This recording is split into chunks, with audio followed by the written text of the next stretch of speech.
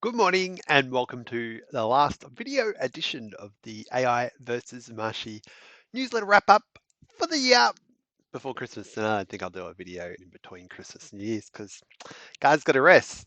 It's been a wonderful year. I've enjoyed curating and finding AI news and talking about it, both in newsletter form and video form. And let's finish the last one for the year on a note about dead people.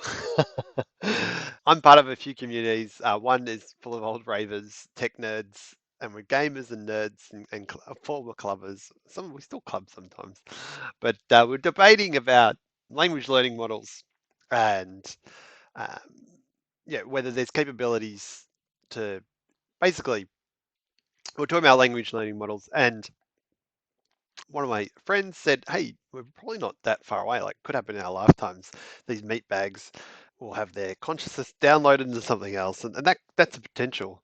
Like another guy chimed in and was like, "Yeah, you could probably replicate dead people with existing language learning models." And yeah, so we googled it, and of course, there's something like that already exists. Project December enables you to upload social media, form emails, da da da, and talk or simulate someone who's dead. And I just I'm creeped out by it. I think it's a bit weird. Like, I don't think, grief is different for everyone. I just feel like this is a weird version of grief. And I've got a little fun spiel in the newsletter about the rabbit hole I went down on lucid dreaming.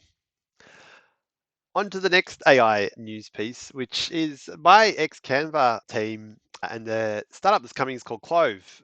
Clove is soon to arrive. You can sign up for the waiting list.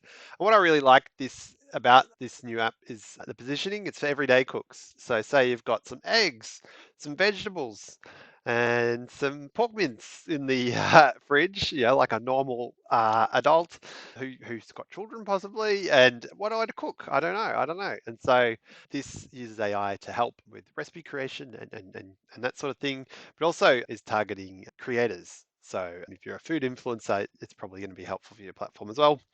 And the last thing is about this trend that continues to grow steam and pick up legs around wearable AI. And the latest contender or entrant into this field is Ray-Bans. They did an original partnership with Meta that let you take photos with your glasses or sunglasses and upload it to Instagram and Facebook and the like.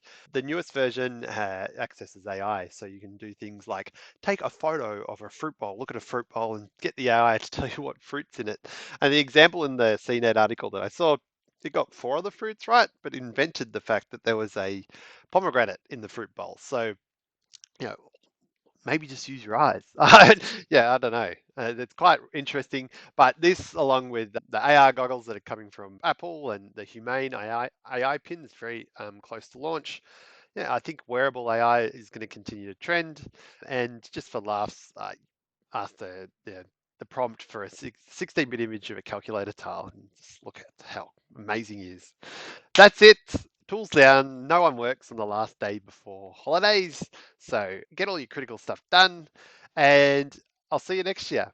Lots happening on my front and very excited to share more with you. Bye.